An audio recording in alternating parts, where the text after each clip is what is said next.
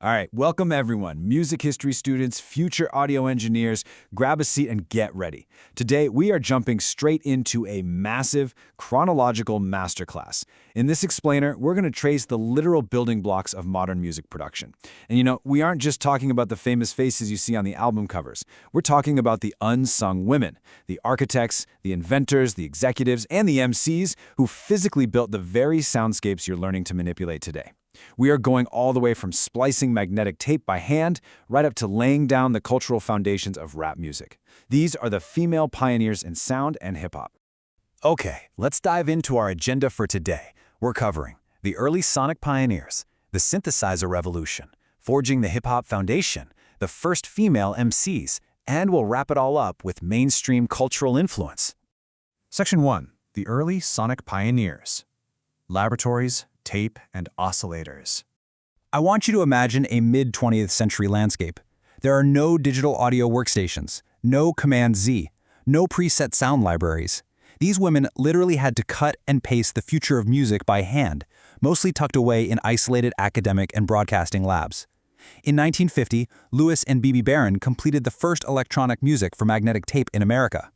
By 1958, Daphne Oram had co-founded the legendary BBC Radiophonic Workshop. And then, in 1963, Delia Derbyshire fully realized that iconic, totally otherworldly Doctor Who theme. These weren't just musical compositions, guys. They were hardcore scientific experiments.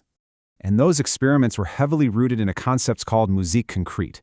Now, the definition here is the study and manipulation of recorded sounds, where physical tape is cut, pasted, sped up, and reversed to create otherworldly compositions. This laborious technique is the absolute foundation for what we can now do with a simple click of a mouse. Back then, manipulating audio meant taking actual physical magnetic tape, hacking it up with razor blades, gluing it back together, and manually tweaking the playback speed. It was an incredibly tactile, physical relationship with sound. To really wrap our heads around this, let's break down exactly how B.B. and Louis Barron pulled off the mind-blowing sound design for the 1956 film Forbidden Planet. Step 1.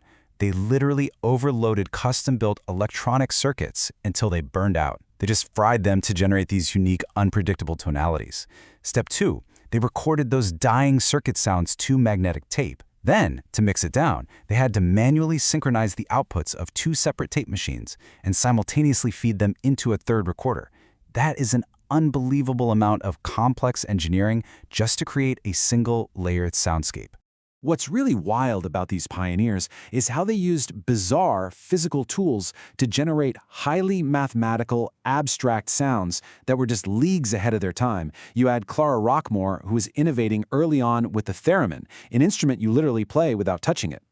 Then Daphne Oram invents Oramix, where she is actually drawing waveforms and pitches directly onto 35mm film to synthesize sound. No way, right? And Delia Derbyshire. She once analyzed the resonant frequencies of a tatty green BBC lampshade. She isolated its 12 strongest mathematical partials and reconstructed them on oscillators just to create an entirely new haunting instrument. Pure genius. Moving right along to Section 2, the synthesizer revolution, controlling the voltage. So as we transition into the 1960s and 70s, those massive, unpredictable oscillators start evolving into actual, playable electronic instruments. A perfect example of this is Wendy Carlos and her revolutionary work on the Moog synthesizer. She essentially had two massive modes. On one hand, you had a replication style, taking classical works, like Purcell's Funeral of Queen Mary March or Rossini's Overture to William Tell, and painstakingly recreating them, which basically made electronic music mainstream. But then she completely flipped the script with her original style. She started developing wholly unique electronic signatures, dropping clear melodies entirely for terrifying low-pitched sounds, like the track Rocky Mountains from The Shining. The Moog allowed her to be this incredible faithful translator one minute and a boundary-pushing creator the next. Meanwhile, Suzanne Ciani was pioneering a totally different beast, the Buchla synthesizer. Ciani took this deeply complex academic machine and basically commercialized it. If you've ever heard a classic electronic swoosh in a 1970s commercial or a super early video game, yeah, that was likely her doing. Her absolute mastery of the instrument led to a massive milestone. In 1981, she became the first woman ever to score a major Hollywood release with the movie The Incredible Shrinking Woman, a real game changer. There's a brilliant quote here. Once the composer can write without the limitations of performance, His palette is extended enormously. Daphne Oram said that, and it marks a profound philosophical shift.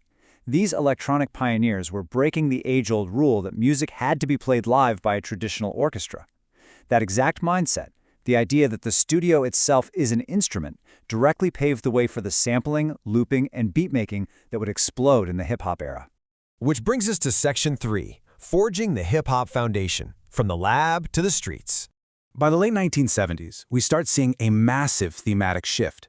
We are moving out of those stuffy, isolated BBC workshops and university labs and straight into the vibrant, collaborative block parties of New York. Notice the juxtaposition here. Our early electronic composers built their careers in completely isolated academic environments, hyper-focused on avant-garde experimentation.